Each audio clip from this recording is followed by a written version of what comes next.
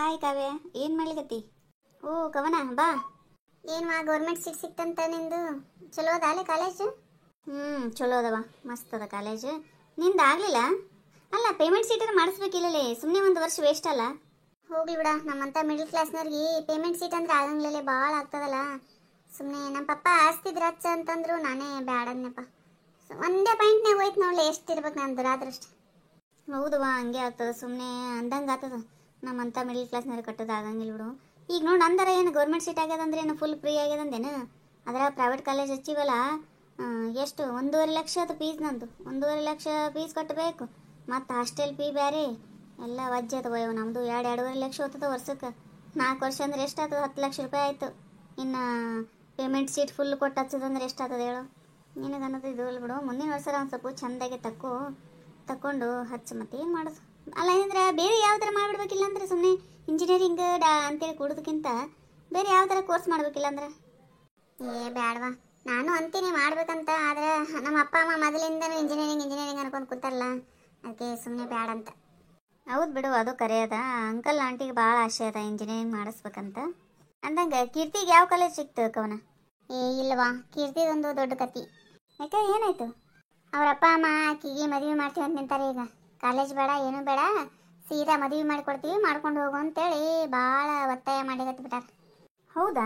ಯಾಕೆ, ಎಷ್ಟು ಶಾಣೆ ಇದ್ದಾಳ ಆಕಿ? ಹಂಗೆ ಶಾಣೆ ಇದ್ದಾಳ ಕರೆ. ಆಕಿ 90-95% ಮಾಡ್ತಿದ್ಲಿಲ್ಲ, ಈ ಸಲ 88 ಆಗ್ಯದಕ್ಕಿಂದು.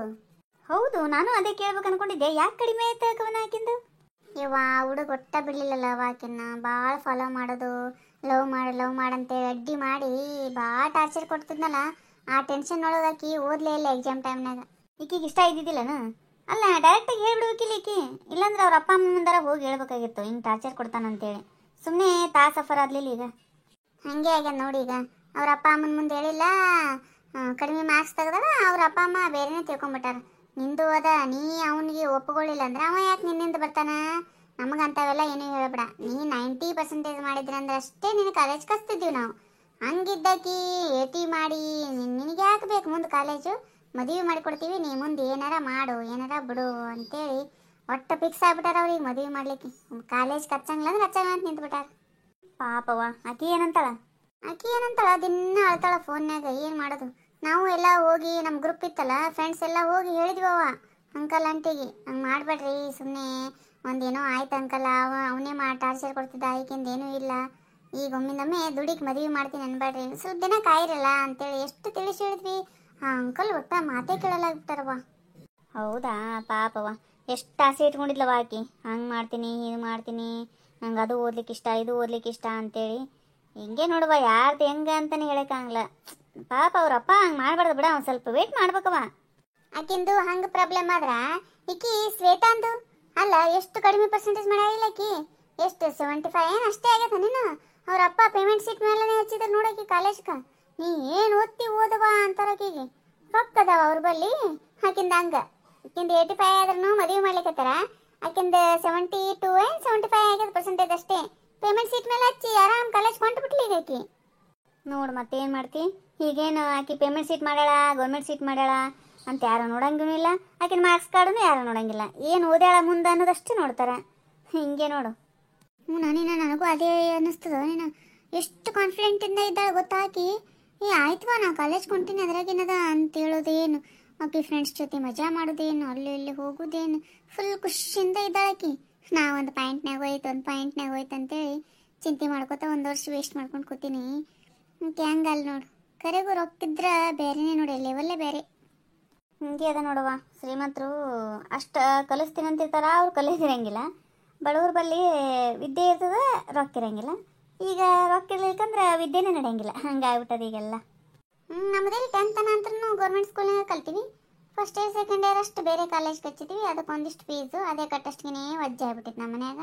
ಈಗ ಪೇಮೆಂಟ್ ಸೀಟ್ ಕೊಟ್ಟು ಅದೇ ರೊಕ್ಕದಾಗನೇ ಲಗ್ನ ಮಾಡಿಕೊಟ್ಟು ಅಂದ್ರೆ ಗಂಡನ ಮನ್ಯಾಗ ಆರಾಮಿರ್ತೀವಿ. ಯವ್ವ, ನಿಮ್ಮ ಸಾಲಿಗೆಲ್ಲಿ ರೊಕ್ಕ ಹಾಕಮ್ಮ, ನೀವೇನು ನಮ್ಮ ಮನೆಗೆ ತಂದು ಹಾಕೋದು ಅಷ್ಟಾಗದು, ಮದುವೆ ಮಾಡ್ಕೊಂಡು ಗಂಡನ ಮನೆಗೆ ಹೋಗಿ ಬಿಡೋರು ನೀವು ಅನ್ನೋ ಲೆಕ್ಕದಾಗಿರ್ತಾರೆ. ಮತ್ತು ಬಡವ್ರ ತಂದೆ ತಾಯಿ ಹಂಗೆ ವಿಚಾರ ಮಾಡೋರಲ್ಲ, ಸಾಲಿಗೂ ರೊಕ್ಕ ಹಾಕಬೇಕು, ಮದುವೆಗೂ ರೊಕ್ಕ ಹಾಕ್ಬೇಕಂದ್ರೆ ಎಲ್ಲಿಂದ ತರಬೇಕು? ಮೊದಲೇ ಬಂಗಾರ, ಈಗ ಗಗನಕ್ಕೆ ಏರೋದೇನೋ ಅಂತಾರಲ್ಲ, 1.5 ಲಕ್ಷ ರೂಪಾಯಿ ಆಗ್ಯದ ಒಂದು ತೊಲಿಗೆ. ಎಲ್ಲ ಥರನೂ ವಿಚಾರ ಮಾಡ್ಬೇಕಲ್ಲ. ಮತ್ತು ನೋಡ್ತೀನಿವ ನಾನು ಇದೊಂದು ವರ್ಷ, ಮುಂದಿನ ವರ್ಷ ಆಯಿತು ಸರಿ. ಇಲ್ಲಾಂದ್ರೆ ಗೌರ್ಮೆಂಟ್ ಕಾಲೇಜ್ನಾಗ ಯಾವ್ದಾರ ಒಂದು ಕೋರ್ಸರ ಮಾಡ್ತೀನಿ, ಇಲ್ಲಾಂದ್ರೆ ಮದುವೆ ಮಾಡಿಕೊಡ್ತೀನಿ ಅಂದ್ರೆ ಕೊಟ್ಟು ಬಿಡಲ್ರಕ್ಕ, ಮಾಡ್ಕೊಂಡು ಹೋಗ್ಬಿಡ್ತೀನಿ. ಮತ್ತೆ ಏನು ಮಾಡಲಿ, ನಮ್ಮ ಅದೃಷ್ಟದಾಗ ಕಲಿದಿರಲಿಲ್ಲ ಅಂದ್ರೆ ಏನೂ ಮಾಡ್ಲಿಕ್ಕೆ ಆಗಂಗಿಲ್ಲ. ನೀನು ಎಲ್ಲ ಎಷ್ಟು ಓದ್ತಿದ್ದಿ, ಆದರೆ ಯಾಕೆ ಒಂಚೂರು ಪರ್ಸೆಂಟೇಜನೇ ಕಡಿಮೆ ಆಯ್ತು ನೋಡುವ ನಿಂದು. ಹೌದವಾ, ಅದೊಂದು ಭಾಳ ಬೇಜಾರಾಗ್ಲಿಕತ್ತದ ನನಗೆ. ಅಲ್ಲ, ಎಷ್ಟು ಓದ್ಕೊಂಡು ಹೋಗಿರ್ತೀನಿ ಯಾಕಾವೆ ನಾನು, ಅದೇನೋ ಗೊತ್ತಿಲ್ಲ, ಎಕ್ಸಾಮ್ ಹಾಲಿಗೆ ಹೋದ ತಕ್ಷಣ ಎಲ್ಲ ನೆನಪಾರಿಬಿಡ್ತಾವ, ಒಟ್ಟು ನೆನಪೇ ಆರಂಗಿಲ್ಲ, ಮೈಂಡ್ ಸ್ಟ್ರಕ್ ಆದಂಗೆ ಆಗ್ಬಿಡ್ತದೆ ನನಗೆ.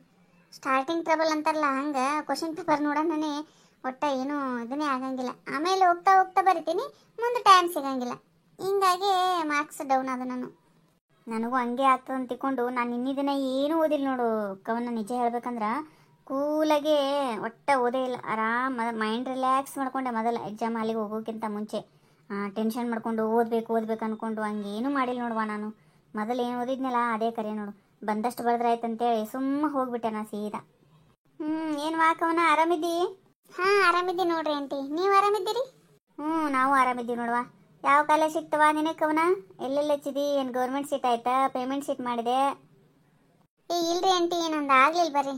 ಗೌರ್ಮೆಂಟ್ ಸೀಟು ಆಗ್ಲಿಕ್ಕೆ ಒಂದೇ ಪಾಯಿಂಟ್ನಾಗ ಹೋಗ್ಬಿಡ್ತ್ರಿ, ಹಂಗಾಗಿ ಪೇಮೆಂಟ್ ಸೀಟ್ ಹಚ್ಚಲಿಲ್ರಿ.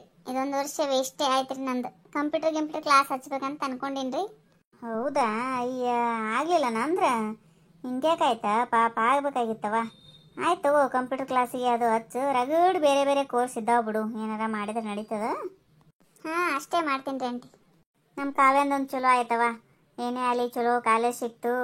ಒಬ್ಬೇಕಿನೇ ಇರ್ತೀನಿ ಅಂತಾಳವ ಹಾಸ್ಟೆಲ್ನಾಗ, ಏನು ಮಾಡ್ತಾಳ ನೀನು ಹೋಗಿಲ್ಲ, ಹೋಗಿಂದು ಗೊತ್ತಾಗ್ತದೆ ಇರ್ತಾಳ ಇಲ್ಲ ಅನ್ನೋದು. ಇರ್ತಾಳ್ರಿ ಆಂಟಿ, ಹಂಗೇನಿಲ್ರಿ, ಅಲ್ಲಿನೂ ಫ್ರೆಂಡ್ಸ್ ಇರ್ತಾರಲ್ರಿ, ಅಡ್ಜಸ್ಟ್ ಆಗ್ತಾಳ್ರಿ. ಆದರೂ ಬೇರೆ ಊರಲ್ಲ, ಅಲ್ಲಿ ಯಾರು ಫ್ರೆಂಡ್ಸ್ ಇರಂಗಿಲ್ಲ, ನನಗೊಂಥರ ಭಯ ಆಗ್ಲಿಕತ್ಬಿಟ್ಟದವ. ಹಂಗೇನಿಲ್ಲಲೇ, ಅಲ್ಲಿನೂ ಎಲ್ಲರೂ ಫ್ರೆಂಡ್ಸ್ ಆಗ್ತಾರೆ, ಅಲ್ಲಿನೂ ಬೇರೆ ಬೇರೆ ಊರಿಂದ ಬಂದಿರ್ತಾರಲ್ಲ, ಅವರು ಹೊಸ್ದಾಗಿ ಇರ್ತಾರ, ಹಂಗಾಗಿ ಜಲ್ದಿನೇ ಫ್ರೆಂಡ್ಸ್ ಮಾಡ್ಕೊಂಡ್ಬಿಡ್ತಾರ ತಗೋ, ಏನೂ ಇಲ್ಲ, ಡೋಂಟ್ ವರಿ. ಕೂಡುವ, ಒಂದಿಷ್ಟು ಏನಾರ ನಾಷ್ಟ ಮಾಡ್ಕೊಂಡ್ಬರ್ತೀನಿ. ಬ್ಯಾಡ್ರಿ ಆಂಟಿ, ಟೈಮ್ ಆಗ್ತದ್ರಿ, ನಾ ಈಗ ಹೋಗ್ಬೇಕು, ಇವಾಗ ತಿನ್ಕೊಂಡೆ ಬಂದೀನಿ, ನಾ ಏನೂ ಬ್ಯಾಡ್ರಿ. ಕೂಡ ಹಿಂಗ್ಯಾಕೆ ಮಾಡ್ತೀನಿ, ಒಂದು ಸ್ವಲ್ಪ ಅವಲಕ್ಕಿರ ಏನಾರ ಮಾಡ್ತೀನಿ. ಇಲ್ಲ ಬ್ಯಾಡ್ರಿ ಆಂಟಿ, ಏನೂ ಬ್ಯಾಡ್ರಿ. ನಾಷ್ಟ ಏನು ಬ್ಯಾಡ ಅಂತಳಮ್ಮ, ಒಂಚೂರು ಕಾಫಿಯಾರ ಚಾರ ಮಾಡ್ಕೊಂಬಂದ್ಬಿಡು. ಹೌದಾ, ಆಯ್ತಾಳ. ಹೆಂಗೆ ಅನ್ನಿಸ್ತೀರಿ ನಮ್ಮ ವಿಡಿಯೋ? ಈ ವಿಡಿಯೋ ನಿಮಗೆ ಇಷ್ಟ ಆಗಿತ್ತಂದ್ರೆ ದಯವಿಟ್ಟು ಸಬ್ಸ್ಕ್ರೈಬ್ ಮಾಡಿರಿ, ಲೈಕ್ ಮಾಡಿರಿ, ನಿಮ್ಮ ಫ್ರೆಂಡ್ಸ್ಗೆಲ್ಲ ಶೇರ್ ಮಾಡಿರಿ.